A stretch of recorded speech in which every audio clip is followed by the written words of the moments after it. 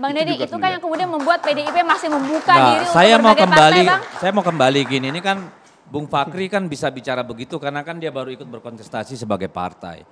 Tapi sehingga pola pikir yang sangat liberal dan sangat western sekali itu sangat kentara gitu. Sementara Indonesia punya sejarah yang berbeda. Kita tidak bisa mengatakan sistem ini paling baik dan terbaik di antara semua. Semua negara punya coraknya masing-masing. Indonesia ini sebenarnya dipaksa masuk menjadi liberal semu gitu. Kita percaya begini, ada dikotomi rakyat dengan partai politik. Seolah-olah partai politik itu lahir dari langit. Siapa itu partai politik? Partai politik adalah rakyat mengorganisir diri, ya, menyusun program dan mimpi-mimpinya untuk bisa berkontestasi dalam pemilu yang demokratis. Jadi sejak kapan partai ini teralienasi dari partai politik? Saya bingung pemikiran yang seperti ini.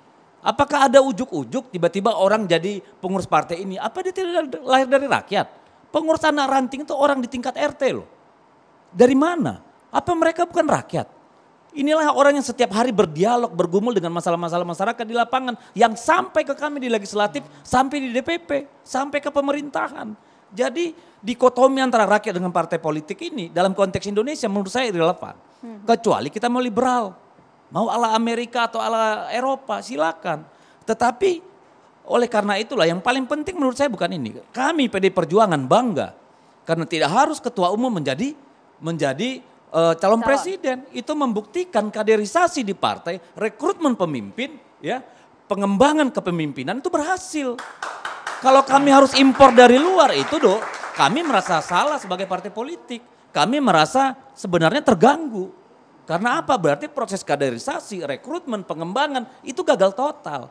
Nah, konstitusi kita memandatkan undang-undang partai politik, undang-undang pemilu, ini semua legal. Kenapa sekarang jadi dosa? Partai politiklah yang diberi kewenangan untuk mencalonkan, berkontestasi. Itu adalah konstitusional. Jadi jangan dibalik-balik, apa yang dilakukan semua salah. Gitu loh. Kita berbicara dalam soal etika, legalistik, konstitusionalistik dan semua. Ya. Jadi begitu, kami justru bangga bahwa PDI Perjuangan mencalonkan kadernya orang biasa menjadi presiden. Sudah dibuktikan. Paten ya capres Anda ya Bang? Nah, kenapa sekarang harus berkoalisi? Apakah untuk mempertahankan kekuasaan? Kekuasaan tidak bisa dikelola sendirian. Kekuasaan harus dijalankan secara bersama-sama. Tidak ada dominasi, tidak ada hegemoni, gotong royong. Itu yang kita ingin perjuangkan, bukan sekedar menambah jumlah partai untuk ini itu. Enggak, makanya sejak awal kita menolak konsep koalisi. Karena itu parlementarian. Bang Jansen. Kita kerjasama politik. Baik Bang Deddy, kita bergiliran. Bang Jansen. Iya. Memang Bang Fahri ini jadi ustadz tadi. Jadi dia nyampaikan tausiah begitu. Tapi saya ingin nanggapi begitu. Yang pertama, saya sepakat soal kembar siam pileg pilpres ini memang harus kita pisah kembali. Itu dia. Termasuk bulan lalu ketika saya jadi pihak terkait di Mahkamah Konstitusi, soalnya juga saya sampaikan. Itu pileg pilpres kembar siam ini harus dipisah kembali. Karena aneh saja begitu. Hasil pileg 5 tahun lalu dipakai untuk keadaan sekarang, begitulah dia. Sedangkan pemilu itu kan untuk menguji keinginan masyarakat pada saat ini itu. Jadi tidak tepat aja. Yang kedua memang kalau pileg dan pilpres dibarengkan ya, termasuk teman-teman media ini fokusnya pasti ke pesta besarnya. Itu pilpresnya. Jadi kalau tadi kemudian Bang Fahri mengatakan kapan tuh Dapil Jakarta Timur yang 3 orang itu akan berdebat di pileg, enggak mungkin ada. Jangankan TV, KPU Jakarta Timur saja tidak menyelenggarakan itu debat antar caleg begitu. Jadi sudah kita coba, ya ternyata tidak cocok nih dengan keadaan kita. Jadi memang kembar siam pileg pilpres ini saya setuju memang untuk kembali dipisahkan. Ini mau masuk ke teorinya tadi kan. Kalau tadi kan soal-soal politik praktis, yang kedua soal tradisi pilpres kita.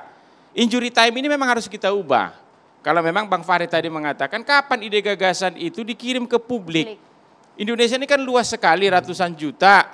Kalau cuma 70 hari itu enggak cukup begitu dia. Benar. Jadi injury time ini memang harus kita ubah tradisi ini tadi. Kalau bisa jauh-jauh hari lah. Kalau soal penentuan calon presiden melibatkan rakyat, di negara yang paling liberal seperti Amerika sekalipun enggak. Misalnya konvensi Partai Demokrat. itu rakyat yang jadi kader Partai Demokratnya memilih siapa yang mau didorong oleh Partai Demokrat begitu maju menjadi calon presiden, bukan seluruh rakyat Amerika. Itu waktunya rakyat seluruh Amerika itu nanti adalah di Pilpres, jadi electionnya begitu. Yang ketiga, memang Pilpres yang bagus tuh ada blok lanjutkan, ada blok perubahan. Misalnya seperti yang dilakukan Pak Jokowi sekarang, ini kan diklaim bagus betul. 82% katanya tingkat kesukaan hari ini begitu, tingkat penerimaannya.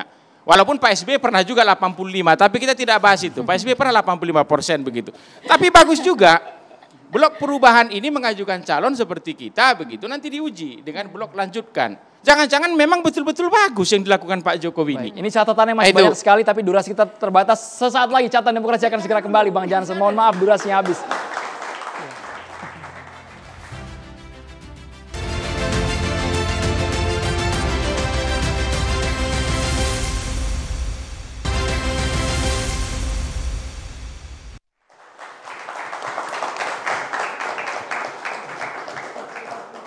Langsung saja sudah hadir di studio catatan demokrasi ada Kiai Haji Sumarno Syafi'i. Assalamualaikum Pak Kiai. Assalamualaikum warahmatullahi wabarakatuh. Bismillah walhamdulillah wal khairu wasyarru masyatillah. Summa salatu wassalamu ala rasulillah Sayyidina Muhammad ibn Abdillah wa ala alihi washabi wa man tabi'ahu huda ila yaumil qiyamah. Para pemirsa catatan demokrasi di mana Anda berada, mobil khusus kepada para narasumber yang sudah tidak asing lagi, para politisi kita yang akan mewakili suara kita nanti untuk 2024 dan selanjutnya. Alhamdulillah, pada kesempatan malam hari ini kita mendapatkan lagi pencerahan tentang koalisi. Koalisi untuk presiden ke depan ada merupakan satu keniscayaan. Walaupun partai tersebut sudah memenuhi presiden threshold, tapi pasca di sana harus perlu ada koalisi. Apalagi partai-partai yang belum memenuhi presiden threshold. Tentunya sekarang ini baru dicalonkan oleh partai, belum mencalonkan menjadi presiden. Sesuatu yang masih dicalonkan masih dinamis. Rakyat, masyarakat, kami mengharapkan dengan tenang. Jangan terpancing berbagai macam isu yang lahir di tengah-tengah kehidupan kita hari ini. Fenomena ini begitu dahsyat, sehingga pikiran rakyat semuanya sudah berpikir tentang pemimpin ke depan. Mencari pemimpin, apalagi pasangan untuk pemimpin, memang tidak semudah mencari pasangan kekasih. Apalagi dengan waktu yang singkat, yang dibenahi adalah 270 juta rakyat. Dengan 38 provinsi. Tentunya adalah kita harus cari pasangan yang betul-betul ideal. Saya teringat dalam satu hadis baginda Rasul Nabi kita Muhammad SAW. Abu Dzar pernah bertanya kepada Rasul, "Ya Rasulullah, kenapa kau tidak mengangkat aku sebagai pengawalmu?" Jawab Rasulullah dengan tegas, "Wahai Abu Dzar, engkau itu lemah. Sebagai pengawal itu adalah harus orang yang kuat. Jadi kita pilih besok adalah pemimpin yang kuat intelektualnya, kuat pula basic dukungannya, dan kuat pula mental dan moralnya." Saya tidak mengatakan siapa-siapa dan untuk siapa. Tapi jelas ini adalah untuk kepentingan kita. Pemimpin yang kuat didukung oleh partainya. Pemimpin yang kuat lagi mentalnya. Pemimpin yang kuat lagi pemikirannya. Kita harus betul-betul punya pemimpin yang memiliki brand yang ke depan. Sebab apapun dan bagaimanapun bangsa kita ke depan bukan sekedar lagi bangsa yang cuma dibawa dengan mimpi. Kita harus mengembalikan cita-cita kita. Bukan sekadar macan Asia, tapi harus jadi macan dunia. Semuanya adalah tergantung bagaimana pemimpin kita. Mudah-mudahan insya Allah saya berharap kepada rakyat Indonesia ke depan, pilihlah pemimpin yang betul-betul kuat dan didukung dengan segala kekuatan. Allahul muwaffiq ila aqwamit thoriq. Assalamualaikum warahmatullahi wabarakatuh. Waalaikumsalam warahmatullahi wabarakatuh. Terima kasih banyak Pak Kiai Sumarno, Bang Deddy Sitorus, Mas Eko, terima kasih. Bang Andre, thank you. Bang Fahri, terima kasih. Bang Maman, Bang Jansen, dan juga Bang Mardhani. Terima kasih juga untuk seluruh mahasiswa dari Universitas Bayangkara Bekasi. Pemirsa, inilah akhir dari catatan demokrasi minggu ini. Saya Maria Segar. Dan saya Andromeda Mercury. Selamat malam, terima kasih. Sampai jumpa.